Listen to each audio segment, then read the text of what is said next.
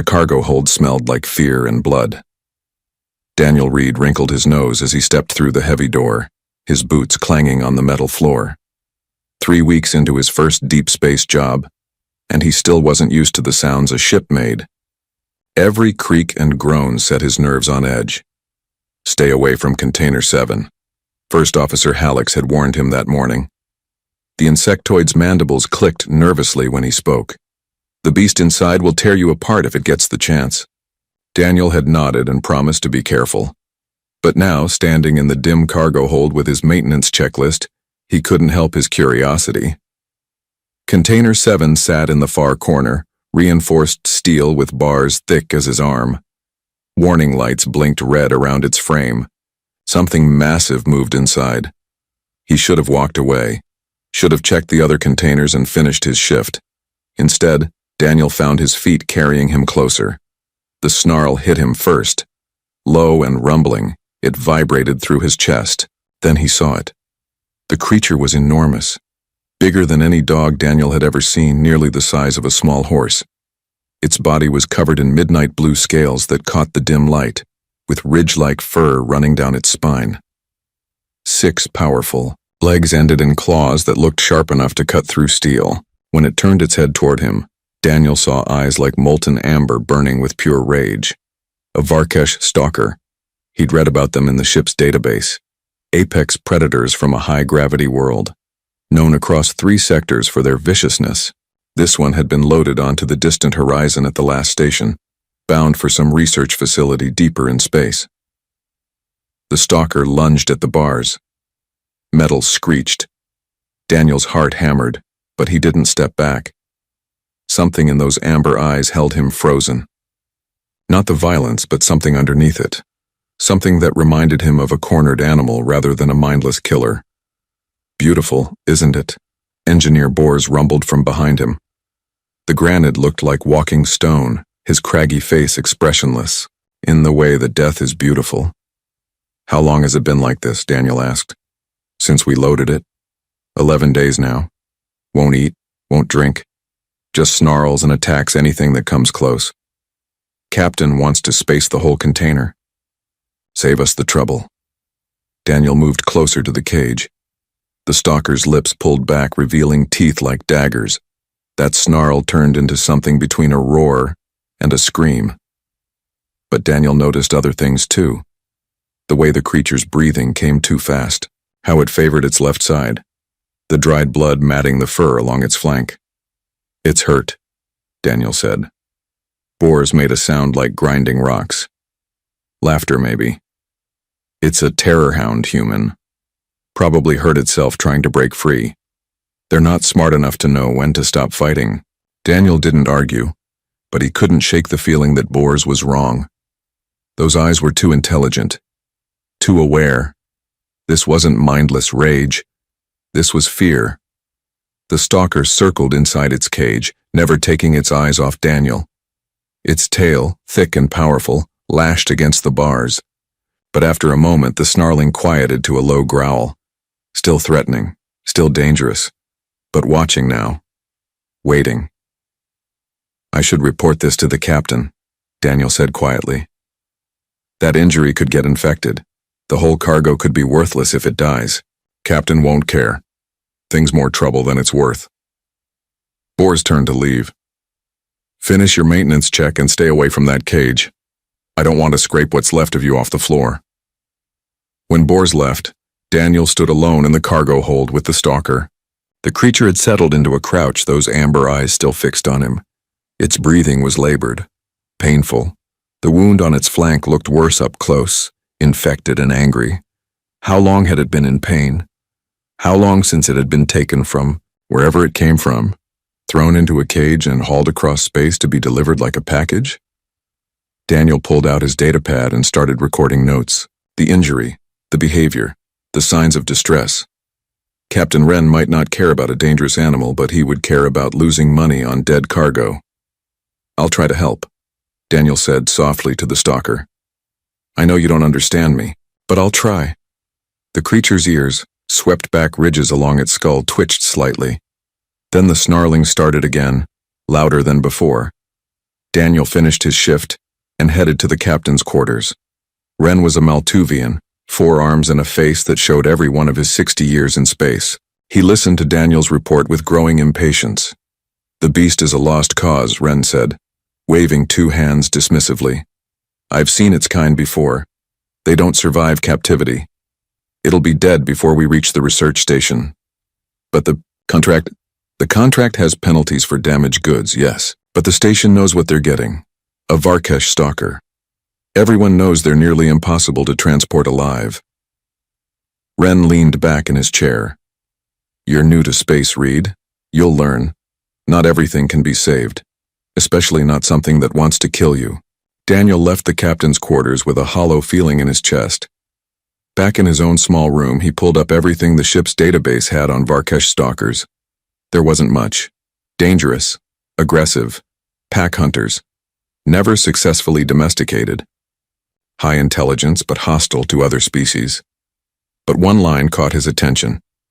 Stalkers removed from pack structures exhibit extreme stress responses and often die in captivity. Daniel thought about those amber eyes, the fear underneath the rage. A pack animal, alone and terrified, lashing out at everything because it didn't understand what was happening to it. He'd grown up with dogs on Earth, rescues mostly. Animals that had been abused or abandoned, that snarled and bit because they'd learned that humans meant pain. His mother had taught him patience, how to read body language, how to let them come to you instead of forcing contact. This was different. This was an alien creature that could easily kill him. That probably would kill him if he gave it the chance. But those eyes, those intelligent, terrified eyes. Daniel made a decision that would change everything. Tomorrow he would go back to that cage. He would try something that everyone would call stupid, reckless, impossibly human. He would try to help the Terror-Hound. Outside his window, stars streaked past as the distant horizon pushed deeper into space, carrying its cargo of goods and one very dangerous creature toward an uncertain future. Sleep didn't come easy that night. Daniel lay in his bunk listening to the ship's engines hum through the walls. Every time he closed his eyes, he saw those amber eyes staring back at him, full of rage and terror in equal measure. By the time his shift started, he'd made up his mind. Whatever happened, he couldn't just watch the stalker die. The cargo hold was quieter during the night cycle. Most of the crew slept while the ship's automated systems kept them moving through the vast emptiness of space. Daniel had volunteered for the late shift, knowing it would give him time alone with the creature. He brought a portable light and his datapad. No food, no tranquilizers, nothing that might seem threatening. Just himself and the knowledge he'd gathered through hours of research. The stalker was awake when he arrived. It always seemed to be awake. Those amber eyes tracked him as he walked across the cargo hold, but this time, the snarl came slower, quieter, as if the creature was too tired to maintain its fury. Daniel sat down on the floor about 3 meters from the cage. Close enough to see, far enough to be safe if the stalker lunged. He set his datapad beside him and just breathed, letting the silence settle. "I read about you," he said softly. "Your people, I mean. Varkesh stalkers from Vrakon before. High-gravity world, thick forests, pack hunters. You're supposed to live in groups of 10 to 15. Hunt together. Raise young together." The stalker's ears twitched. It hadn't moved from its corner, but it was listening. "They took you from your pack, didn't they? Just grabbed you and threw you in a cage. No explanation. No understanding. Just you alone, for the first time in your life." Daniel knew he was projecting. The creature couldn't understand his words. But something in its body language changed. The rigid tension eased slightly. The growl faded to something almost like a whine. "I had a dog once," Daniel continued. "A rescue. Someone had beaten him so badly he couldn't trust anyone. First time I met him, he bit me. Drew blood. Everyone said I should give up, that he was too damaged. But my mom said something I never forgot. She said fear and anger look the same from the outside. You have to look deeper to see which one you're dealing with." He stayed there for an hour, just talking, telling stories about Earth, about the animals he'd known, about learning patience from his mother. The stalker never moved from its corner, but its eyes never left him either. And gradually the growling stopped altogether. Over the next few days, Daniel fell into a routine. Every shift he would spend time near the cage. Never pushing, never demanding. Just being present. A calm, predictable presence in the stalker's chaotic world. He noticed patterns. The creature was most aggressive after the feeding drones came. Their mechanical arms shoving food through a slot in the cage. It hated the drones, snarling and snapping even though it never ate what they brought. But when Daniel was there, when the cargo hold was quiet, the stalker would sometimes approach the bars. Watching. Waiting for something Daniel couldn't quite name. On the 5th day, he saw the wound clearly for the first time. The stalker had shifted in its sleep, and the infected gash along its left flank was visible in the light. Red and swollen, the edges crusted with dried blood. It had to be agony. Daniel went straight to First Officer Hallex. "I need medical supplies," he said. "Antibiotics, pain medication, something to treat infected wounds." Hallex's mandibles clicked thoughtfully. "For the stalker? It's dying, slowly. That infection is going to kill it if we don't treat it. The creature won't let anyone close enough to treat it. I can do it remotely. Use a medical drone to inject antibiotics into its food. If it starts eating, the medication will help. If the pain eases, maybe it'll calm down enough to actually treat the wound properly." Hallex considered this. As first officer, he had the authority to approve medical supplies for cargo. "Captain Wren won't like it. He's already written off the shipment. Then he won't care if we try." Daniel met the insectoid's multifaceted eyes. "What's the worst that happens? It doesn't work and we lose cargo we've already lost." "The worst that happens," Hallex said slowly, "is that you get close enough for it to kill you." "But you're right. We've already lost this cargo. Might as well try to salvage something." He authorized the supplies. "But Daniel, be careful. Humans have a reputation for caring too much about things that want them dead." That evening, Daniel prepared the food himself, real meat from the galley's synthesizer, laced with antibiotics and pain medication. He placed it in the cage using the mechanical arm, then retreated to his usual spot on the floor. The stalker approached slowly. It sniffed the food, then looked at Daniel. For a long moment they stared at each other. Then the creature lowered its head and began to eat. Daniel felt something tight in his chest ease. It was a small victory, but it was something. The next morning, the change was visible. The stalker's breathing came easier. It moved with less pain, though the wound still looked terrible. But more importantly, when Daniel entered the cargo hold, the creature didn't snarl. It watched him with those amber eyes, and there was something different in them now. Not trust, not yet. But maybe the beginning of it. A crack in the wall of fear and rage that had surrounded the creature since it was caged. "Hey there," Daniel said softly, settling into his usual spot. "Feeling better?" The stalker's tail twitched. Not the aggressive lashing from before, but something almost curious. It approached the front of the cage, massive paws silent despite their size. Up close, Daniel could see the individual scales on its body, the way they overlapped like armor.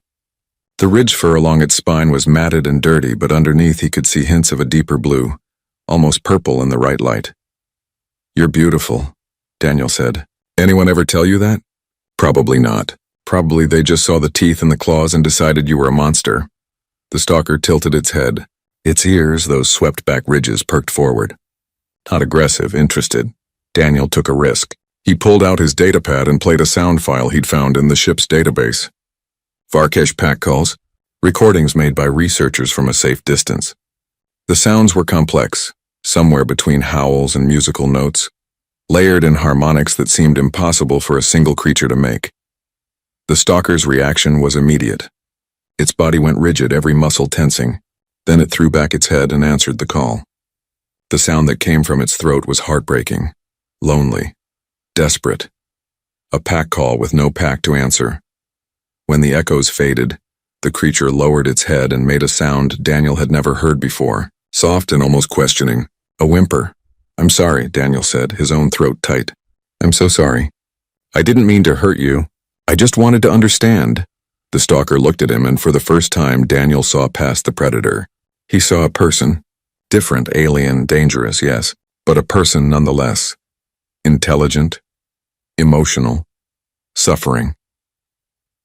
That night, Daniel made another decision. This one even more reckless than the first. He was going to enter that cage. He was going to treat that wound properly. And if the stalker killed him for it, well, at least he would have tried. He just had to figure out how to convince Captain Wren to let him do something so completely insane. Daniel found Captain Wren in the observation deck, staring out at the stars with two of his forearms crossed behind his back. The Maltuvian turned when Daniel approached, his weathered face showing mild irritation. "Let me guess," Wren said. "You want to do something stupid with the stalker?" "I want to enter the cage," Daniel said. "No point in dancing around it. The creature is healing, but that wound needs proper treatment. I can't do it with drones." Wren's other two arms crossed over his chest. "Absolutely not. I'm not explaining to headquarters why I let crew walk into a death trap. It's not a death trap anymore. The stalker is calmer. It's eating. It responds to me. It's a predator, Reed. You've spent, a week sitting near its cage? That doesn't make you friends. That makes you patient prey. With respect, Captain, I think you're wrong." Daniel pulled out his data pad and showed the recordings he'd made. The stalker eating while he watched. The way it approached the bars without aggression. The almost curious tilt of its head when he spoke. Wren watched in silence, his expression unreadable. When the last video finished, he sighed. "You humans are going to get yourselves killed one day. You know that, right? This instinct to befriend everything with teeth." "Maybe," Daniel admitted, "but that instinct is also why we survived on Earth. We didn't just fight predators. We learned to work with them. Wolves became dogs. Wildcats became companions. We're good at making friends with things that want to eat us. This isn't a wolf, Reed. It's an alien creature with intelligence we barely understand and instincts we can't predict. Which is exactly why we should try to understand it better. Captain, this stalker is dying inside that cage. Not just physically, but mentally. You read the reports. They're pack animals. Isolation is torture for them. Every day we keep it locked up alone, we're breaking it further. And your solution is to walk in there and hope it doesn't rip you apart? My solution is to try. To show it that not everyone is an enemy. To treat its wound and give it a chance to heal." Daniel met the captain's eyes. "If it kills me, that's on me. But if I don't try and it dies in that cage, that's on all of us." Wren was quiet for a long moment. Finally, he spoke. "First Officer Hallex would need to supervise. Full safety protocols, containment fields, tranquilizer systems, the works. And at the first sign of aggression, you're out. Understood?" "Understood. And Reed, if this goes wrong, I'm noting in the log that you insisted against direct orders. I won't have this reflect on my command record." Daniel nodded, knowing it was as close to permission as he would get. 2 hours later, the cargo hold had been transformed into something resembling a medical facility. Hallex had set up emergency containment fields around the cage, ready to activate if the stalker attacked. Engineer Bors stood at the controls for the tranquilizer system, his stony face doubtful. Captain Wren watched from a monitor on the bridge, along with the rest of the senior crew. Daniel stood outside the cage door with medical supplies in a pack on his back and his heart hammering in his chest. The stalker watched him from inside, those amber eyes following his every movement. "Last chance to back out," Hallex said, his mandibles clicking nervously. "I'm going in," Daniel said. His hands were shaking. He clenched them into fists to stop the trembling. The cage door opened with a mechanical hiss. Daniel stepped inside and the door sealed behind him with a clang that seemed far too final. The stalker didn't move. It sat in the middle of the cage watching him, waiting. Daniel could see the tension in its body, the way its muscles coiled beneath the scales. One wrong move and it would strike. He knew that. Everyone watching knew that. Daniel took a slow breath and sat down on the floor. Not approaching. Not threatening. Just making himself small and vulnerable in the way that animals understood. "Hey," he said softly. "It's okay. I'm not here to hurt you." The stalker's nostrils flared, taking in his scent. Its ears twitched forward, then back. Deciding. Judging. Daniel pulled the medical supplies from his pack, moving slowly and deliberately. Antiseptic. Clean bandages. A synthetic skin sealant that would help the wound close. He laid them out between himself and the creature, showing what he'd brought. "I want to help with that wound," he said. "I know it hurts. I know you're scared. But if we don't treat it, it's going to get worse. And I think you know that too." The stalker made a low sound in its throat. Not quite a growl, but not friendly either. A warning, maybe. Or a question. Daniel pulled out a piece of fresh meat from his pack. He'd synthesized it himself. made sure it was the kind the stalker liked. He placed it on the floor and pushed it gently toward the creature. "Peace offering," he said. The stalker looked at the meat, then at Daniel, then back at the meat. It leaned forward and sniffed. Then, with surprising delicacy for something so large, it picked up the meat and ate it. Its eyes never left Daniel's face. When the meat was gone, the stalker took a step closer, then another, until it was standing directly in front of Daniel. So close he could feel the heat radiating from its body. This close he could see every detail. The way its scales caught the light, the scars on its muzzle from old fights, the intelligence burning in those amber eyes. Daniel didn't move, barely breathed. The creature lowered its massive head until its nose was inches from his face. It breathed in deeply, learning his scent. Learning him. Then, so slowly Daniel almost missed it, the stalker tilted its head to the side, exposing the ridge fur behind its ear. It was an invitation. Daniel's hand shook as he raised it. Every instinct screamed that this was insane. But he'd come this far. He'd asked for trust. Now the creature was offering it. His fingers touched the ridge fur. It was softer than he expected, warm and slightly coarse. The stalker's eyes half closed, and from deep in its chest came a sound like nothing Daniel had ever heard. A rumble, a purr, a sound of contentment. He scratched gently behind the creature's ear, and the stalker leaned into his touch. On the bridge, Captain Wren stared at the monitor in disbelief. "By all the stars in the void," he whispered. In the cargo hold, Daniel felt tears on his face. "Good," he whispered to the stalker. "You're so good. I've got you. You're safe now." The stalker's tail wagged. Just once, but unmistakably, like a dog greeting someone it trusted. Daniel spent the next hour in the cage, treating the wound while the stalker lay calmly beside him. The creature flinched when the antiseptic stung, but it didn't pull away, didn't attack. It trusted him to do what needed to be done. When he finally sealed the wound with synthetic skin, Daniel sat back and just rested his hand on the stalker's side. Feeling it breathe, feeling the life still strong inside it. "We did it," he said softly. "You're going to be okay." The stalker turned its head and looked at him. And in those amber eyes, Daniel saw something that changed everything. Not just acceptance, not just calm, recognition, connection, the beginning of a bond.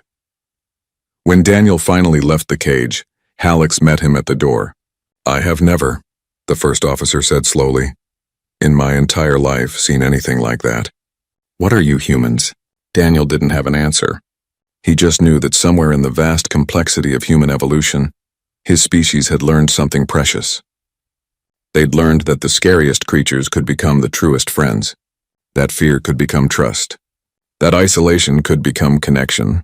All it took was patience, understanding, and the willingness to reach out your hand, even when you were terrified.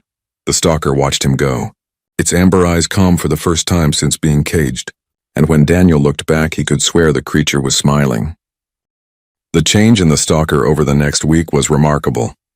The creature that had once snarled at every shadow now greeted Daniel with something that looked suspiciously like joy. Its tail would wag when he entered the cargo hold.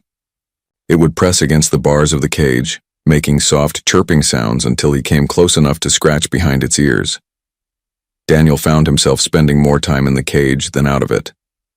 He'd bring his meals down to the cargo hold, eating while the stalker rested beside him.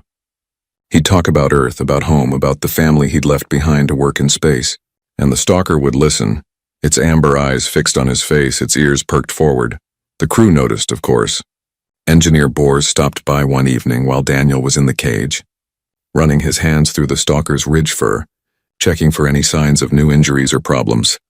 "I owe you an apology," Bors said, his gravelly voice softer than usual. "I called it a mindless beast." "I was wrong." "You weren't wrong," Daniel said. "You just didn't see what it could be, what it needed to be." He looked at the stalker, who had rolled onto its back like an enormous puppy, exposing its belly for scratches. It was never mindless. It was just scared and alone. "My people have records," Bors said slowly. "From hundreds of years ago, when a more advanced species came to our world, they treated us as mindless laborers, beasts of burden. It took us centuries to prove we were more than that, more than the fear they projected onto us." Daniel understood. Every species gets judged by its surface, but underneath there's always more. Your people seem to understand that better than most. Bors paused. I've been reading about Earth, about the animals you've domesticated. It's an impressive list. We didn't really domesticate them, Daniel said, scratching the stalker's belly until its back leg kicked involuntarily. We partnered with them. They chose to work with us as much as we chose to work with them. Mutual benefit. Mutual trust. The stalker made a groaning sound of contentment, its eyes closed in bliss. But the peace couldn't last forever. That night, Captain Wren called Daniel to his quarters. The Maltuvian's face was grim. We received updated orders about our cargo, Wren said, pulling up a document on his screen. The research station sent details about what they planned to do with the stalker. Daniel read the document, and with each line, his blood ran colder. Brain dissection, vivisection to study internal organ structures, tests on pain responses and aggression triggers. The stalker wasn't going to a sanctuary or a zoo. It was going to a lab where it would be tortured in the name of science. They're going to kill it, Daniel said, his voice barely above a whisper. Slowly, painfully. It's legal, Wren said, but he didn't sound happy about it. The Varkesh stalker species isn't classified as sentient. They're considered dangerous fauna. No protection under interstellar law. But it is sentient. You've seen the recordings. It understands. It communicates. It feels. I know. Wren rubbed his face with two hands while the other two gripped the edge of his desk. But I'm bound by contract, Reed. We deliver the cargo as specified.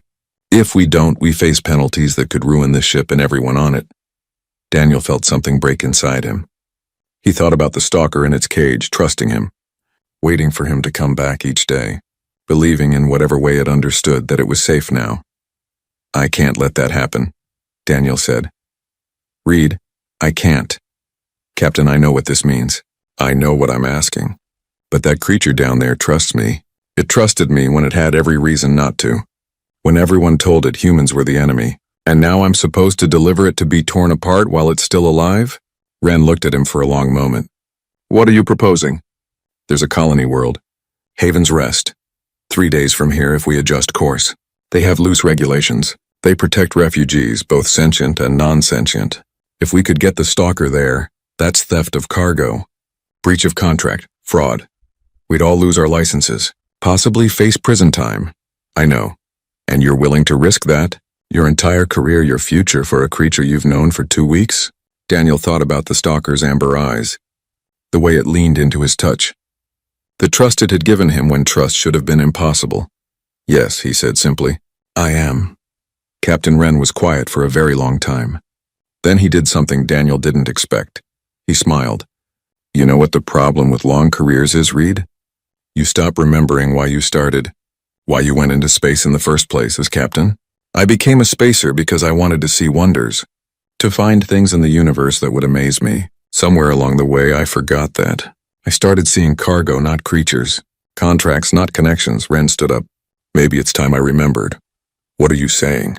I'm saying that tomorrow I'm calling a crew meeting, and I'm going to present your plan, and we're going to vote on it. Wren met Daniel's eyes. I can't promise they'll agree, but I think you might be surprised. The next morning, the entire crew of the Distant Horizon gathered in the common room. Captain Wren explained the situation, the research station's plans, Daniel's proposal, the risks they would all face if they helped. First Officer Hallex was the first to speak. I've been researching the facility where we're supposed to deliver the stalker. They have a reputation, a bad one, multiple complaints filed with ethics committees. Nothing proven, but the pattern is clear. They don't care about the creatures they study. They just care about the data. Engineer Bors spoke next. My people were once considered non-sentient by other species. We were enslaved. Worked to death. It took generations to gain recognition as equals. His rocky face was hard. I won't be part of doing that to another species. Even one that can't speak for itself. The navigator, a quiet woman named Freya, cleared her throat. Haven's Rest is on our route if we go through the Azure Veil Nebula. Sensor interference there would explain any navigation adjustments. We could claim we got turned around, needed to dock for recalibration. One by one, the crew members spoke. Some worried about the consequences. Some questioned if they had the right to make this choice. But in the end, every single person voted the same way. They would save the stalker. Daniel went down to the cargo hold that night and sat beside the cage. The stalker pushed its nose through the bars and Daniel held it gently in his hands. "We're going to get you out of here," he whispered. "I promise.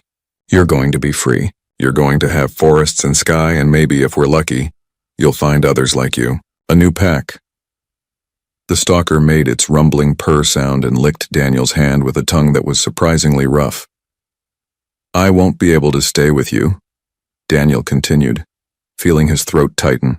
"Once you're free, I have to leave. But you'll be safe. That's what matters.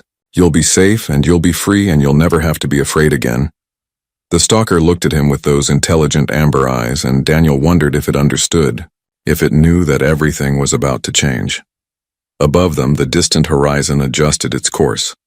The stars shifted in the viewports, and the ship that had been carrying cargo toward a nightmare began carrying hope toward freedom instead. But the hardest part was still ahead. Getting the stalker off the ship, finding it a safe home, and then most difficult of all, saying goodbye to a creature that had become something Daniel never expected. A friend. 3 days in the Azure Veil Nebula felt like 3 years. The blue-purple clouds surrounded the ship, beautiful and dangerous, their charged particles playing havoc with the sensors. It was the perfect cover for what they were doing, but it also made navigation treacherous.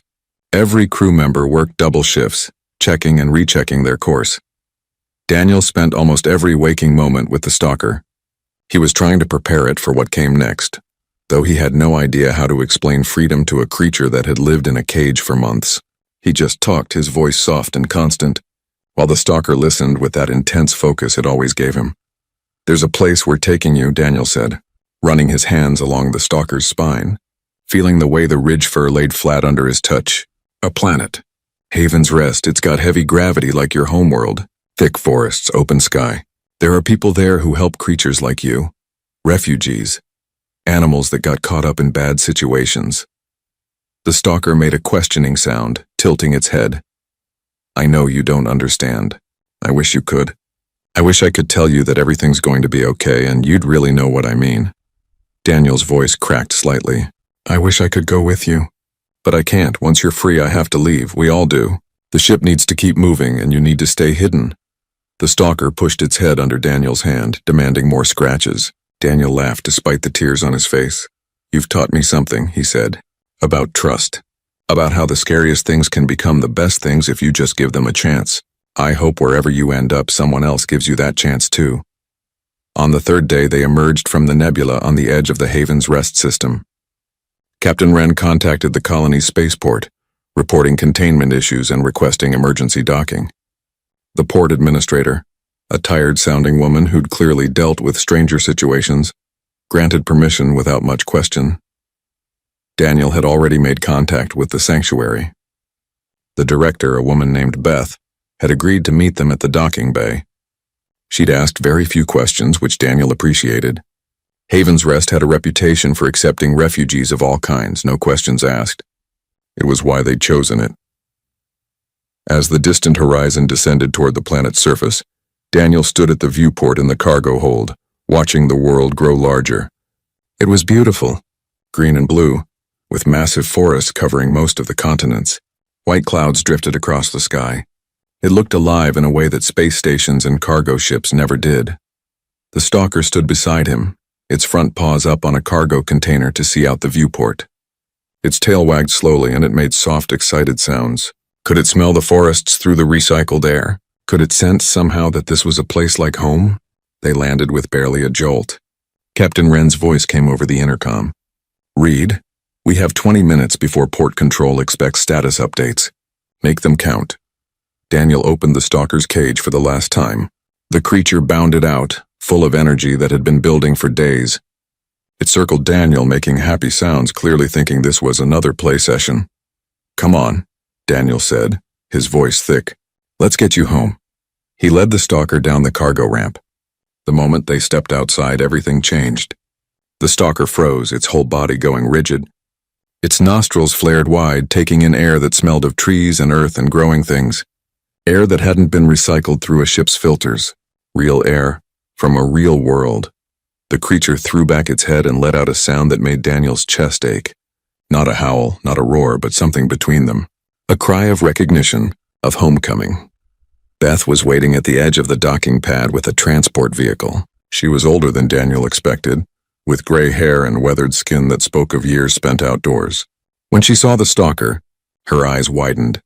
"That's a Varkesh stalker," she said. "Yes. They're supposed to be impossible to handle, violent, unmanageable. They're supposed to be a lot of things," Daniel said.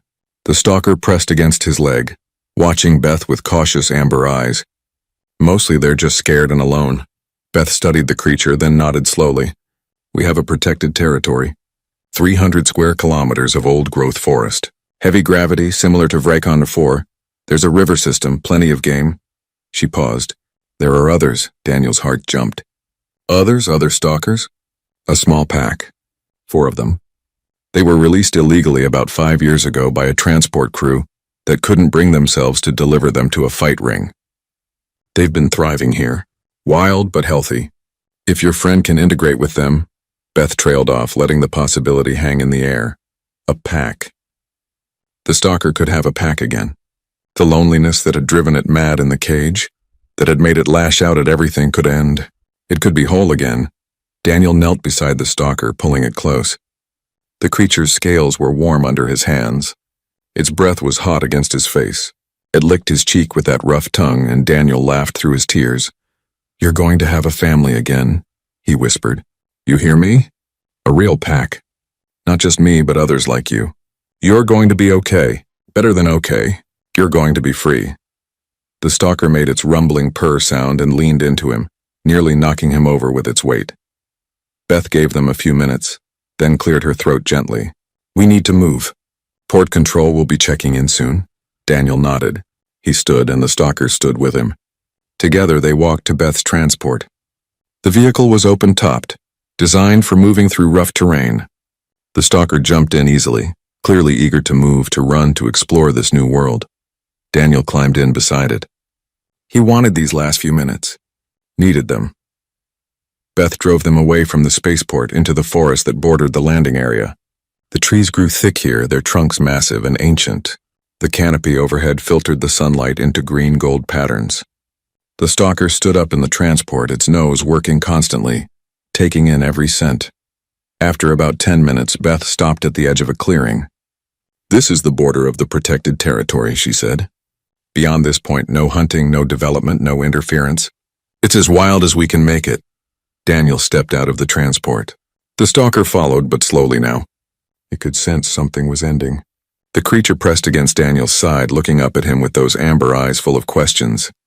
"This is where you stay," Daniel said, his voice breaking. "This is home now. You're safe here, protected, free to run and hunt and live the way you were meant to." He buried his face in the stalker's ridge fur, breathing in its scent one last time. Dust and metal from the ship, but underneath something wild and animal and alive. "Thank you," he whispered, "for trusting me, for teaching me that fear and violence aren't the same thing, for being proof that connection is possible even when everything says it shouldn't be." The stalker licked his face, then pulled back. It looked at Daniel, then at the forest, then back at Daniel, deciding. And then from somewhere deep in the trees came a sound. A pack call. The complex harmonized howl song of Varkesh stalkers. The sound Daniel had played for the creature weeks ago on his datapad. But real now. Alive. The stalker's entire body went rigid. Its ears shot forward. It took a step toward the forest, then looked back at Daniel one more time. "Go," Daniel said, smiling through his tears. "Go find your pack. You don't need me anymore. You never really did. You just needed someone to give you a chance." The stalker touched its nose to Daniel's hand one final time. Then it turned and ran, 6 legs moving with incredible grace and power, scales flashing blue-purple in the dappled sunlight. It crashed through the undergrowth, heading toward the sound of its own kind, toward the family it had lost and was about to find again. Daniel watched until he couldn't see the stalker anymore. Couldn't hear it. Until there was nothing left but the forest and the wind in the trees. Beth touched his shoulder gently. "That was a good thing you did." "It was the only thing I could do," Daniel said. They drove back to the spaceport in silence. The distant horizon was already preparing for departure when Daniel climbed back up the ramp. Captain Wren was waiting for him at the top. "It's done?" the captain asked. "It's done. The stalker is free. There's a pack in the forest. It has a chance now." "A real chance," Wren nodded. "Then let's get out of here before anyone asks too many questions." As the ship lifted off, Daniel stood at the cargo hold viewport, watching Haven's Rest shrink below them. Somewhere down there in a forest that looked like a tiny patch of green from this height, the stalker was running. Free. Wild. Home. He'd never see it again. Never scratch behind its ears or hear that rumbling purr. Never watch those amber eyes close in contentment. But it was worth it. Every risk, every consequence that might still come. It was all worth it to know that one creature who had been bound and broken was now free and whole. The viewport showed only stars now. The distant horizon was back in the void, heading away from Haven's Rest, carrying its crew toward whatever came next. There would be consequences. An investigation into the lost cargo. Questions they would have to answer carefully. But for now, for this moment, Daniel felt at peace. He'd done something that mattered. He'd reached out his hand to something terrifying and found a friend. He'd proven that trust, once given and returned, could change everything. And somewhere below, on a world covered in forests, a stalker ran through the trees, heading toward the sound of pack song, ready to be complete again. 6 months after leaving Haven's Rest, the investigation finally closed. The distant horizon had been fined heavily for losing its cargo, and the crew had taken a hit to their reputation. Daniel's file now carried a mark for negligence in cargo management. Some shipping companies wouldn't hire him anymore. The nice, safe corporate jobs he'd hoped for when he first went to space were permanently out of reach. He didn't regret it for a second. Captain Wren had retired, as planned, though he admitted the incident had influenced his timing. First Officer Hallex had been promoted to captain of the distant horizon. Engineer Bors remained, grumbling about regulations but secretly pleased they'd done the right thing. The crew stayed together, bonded by the secret they shared. Daniel had expected to struggle finding new work, but 3 weeks after the investigation ended, he received a message. An organization called the Frontier Conservation Initiative wanted to interview him. They'd been following his story through spacer networks, where the tale of the human who saved a Terror-Hound had taken on a life of its own. The interview was simple. "We work with difficult species on frontier worlds," the director explained. "Creatures that colonists want removed, but that we believe deserve better. Most of our staff are trained in standard animal management. They do good work, but they lack something. A perspective. A willingness to see beyond threat classifications." "And you think I have that perspective?" Daniel asked. "We think your species has it. Earth's history with domestication is unique in the known galaxy. You don't just conquer or avoid dangerous creatures. You befriend them. That's a valuable skill out here on the edge of civilization." Daniel took the job. His first assignment was on a mining colony where a species of pack predators had been raiding supply depots. The colonists wanted them exterminated. Daniel spent 3 months observing the creatures, learning their patterns. He discovered they weren't raiders. They were desperate. Mining operations had destroyed their primary hunting grounds, forcing them into contact with the colony. Working with both the colonists and the creatures, Daniel helped establish a protected zone where the predators could hunt safely. The raids stopped. The colonists kept their supplies, and a species that would have been wiped out survived. It was good work, important work. But Daniel never forgot the stalker. Late at night, alone in temporary housing on whatever world he was assigned to, he would pull up the holovid he'd kept, those security camera recordings of the stalker in its cage, the first time it had accepted his touch, the way its tail had wagged when it trusted him. He wondered if it was happy, if it had found its pack, if it remembered the human who had sat beside its cage and talked about Earth and dogs and trust. A year after leaving Haven's Rest, Daniel finally got his answer. He'd been assigned to a world near the Haven's Rest system, helping relocate a herd of massive herbivores away from expanding farmland. The work was going well and he had a few days of leave coming. On impulse, he booked passage to Haven's Rest. Beth met him at the spaceport, older by a year, but still sharp-eyed and energetic. "Wondered if you'd ever come back," she said. "I shouldn't," Daniel admitted. "If anyone traces my connection here, it could cause problems for you in the sanctuary." "Let them trace it. We've got lawyers, good ones. And public opinion on our side, she smiled. Besides, I think someone wants to see you.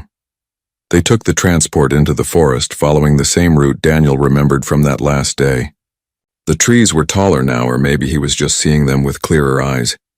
The forest smelled alive, rich with growing things and animal musk and earth. Beth drove deeper into the protected territory than before, following trails that were barely visible. We don't come out here often, she explained. The stalkers don't need us. But we monitor them, make sure they're healthy. Your friend integrated with the pack better than we hoped. You've seen it? Occasionally. Usually from a distance. They're wild now. Really wild. That's how it should be. They stopped at a ridge overlooking a river valley. Beth handed Daniel a pair of binoculars. Down there, she said. By the river. Daniel raised the binoculars, adjusting the focus. At first, he saw nothing but trees and water. Then movement caught his eye, stalkers, 5 of them playing in the shallow water. They were hunting, working together to drive fish into the shallows where they could be caught. It was beautiful to watch, the coordination and communication between them. Pack behavior, honed by thousands of generations. One of the stalkers was larger than the others, its scales a distinctive midnight blue with hints of purple. It caught a fish and tossed it onto the bank, then turned to make sure the smaller stalkers were eating. That's it, Beth said quietly. Your stalker. The pack accepted it as a member, and now it's one of the primary hunters. That protective behavior, making sure the others eat first, that's unusual. Most stalkers are more focused on hierarchy. But this one seems to put the pack above itself. Daniel watched through the binoculars, his vision blurring with tears. The stalker looked healthy, strong. Its coat gleamed in the sunlight, the wound on its flank healed to nothing but a small scar. It moved with confidence, secure in its place within the group. It learned that on the ship, Daniel said softly. Learned that sometimes someone takes care of you not because they want something, but because you need it. It's just passing that forward. They watched for nearly an hour as the stalkers hunted and played and rested together. At one point, the blue stalker climbed onto a rock and threw back its head, singing a pack call. The others joined in, their voices harmonizing in that complex, beautiful way that had broken Daniel's heart the first time he heard it. But now it didn't sound lonely. It sounded complete. Should we go down? Daniel asked. Would it remember me? Beth considered this. Maybe, but is that what's best for it? You gave it freedom. Freedom from cages, from fear, from dependence. Even dependence on you. If you go down there, you risk becoming something it watches for. Something it waits for instead of being fully present in its own life. Daniel knew she was right. He'd saved the stalker so it could be wild, not so it could remain tethered to him. The kindest thing he could do now was stay away. Let it live the life it was meant to have without human interference. You're right, he said. We should go.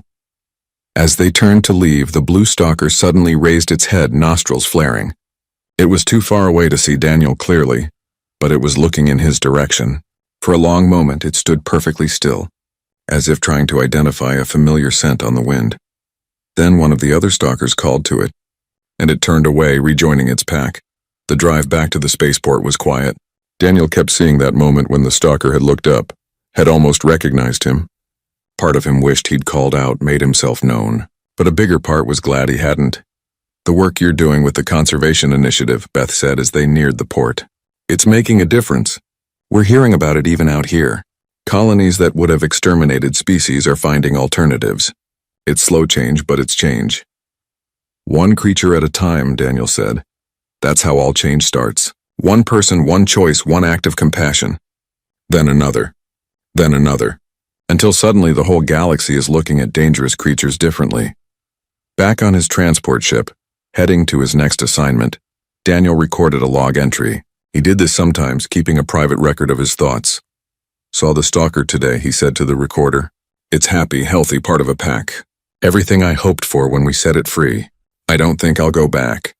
It doesn't need me anymore. Maybe it never really did. I was just a bridge between the cage and freedom. That's enough. That's more than enough. He paused, gathering his thoughts. Captain Wren asked me once what humans are. I've been thinking about that question for over a year now. And I think I finally have an answer. We're the species that looks at something terrifying and asks, what if? What if it's not a monster? What if it's just scared? What if we tried to understand instead of destroy?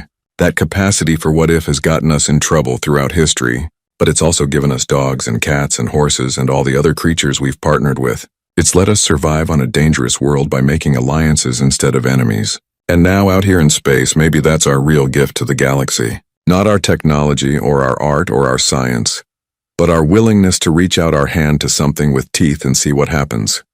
He stopped the recording and looked out at the stars. Somewhere behind him, Haven's Rest was already too far away to see, and on that world a stalker that had once been called a Terror-Hound was running through forests with its pack, free and wild and whole.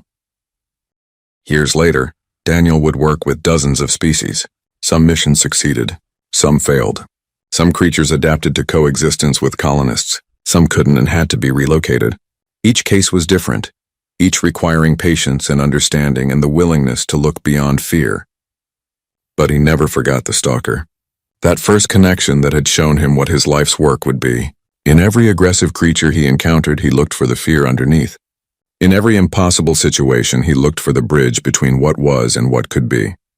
And sometimes late at night on distant worlds, he would hear howls in the darkness, pack calls from predators marking territory, singing to the stars, and he would smile, remembering amber eyes and ridge fur soft under his fingers and the rumbling purr of a creature that had learned to trust. The galaxy was full of monsters. But Daniel had learned the truth that his species had always known, encoded in thousands of years of partnership with predators. Monsters were just people you hadn't understood yet, and sometimes if you were patient enough, brave enough, human enough, those monsters could become friends. That was the real story. Not about a human who saved a Terror-Hound, but about a Terror-Hound that saved a human. That showed him his purpose. That taught him the value of reaching out your hand, even when you're terrified. Because on the other side of that fear is connection, understanding, trust. The universe was vast and often cold and sometimes cruel, but it was also full of possibility, full of creatures that just needed someone to give them a chance, to see past the teeth and claws to the person underneath. And as long as there were humans willing to scratch behind the ears of something dangerous, there was hope. For the monsters, for the misunderstood, for everyone trying to find their place in a galaxy that didn't always make room for them. Daniel fell asleep that night thinking about the stalker, hoping it was happy, knowing it was free, grateful that their paths had crossed in that cargo hold so long ago. Sometimes the briefest connections changed everything. Sometimes a few weeks of trust and patience and compassion could ripple out in ways you never expected. He'd given the stalker its freedom, but the stalker had given him something too.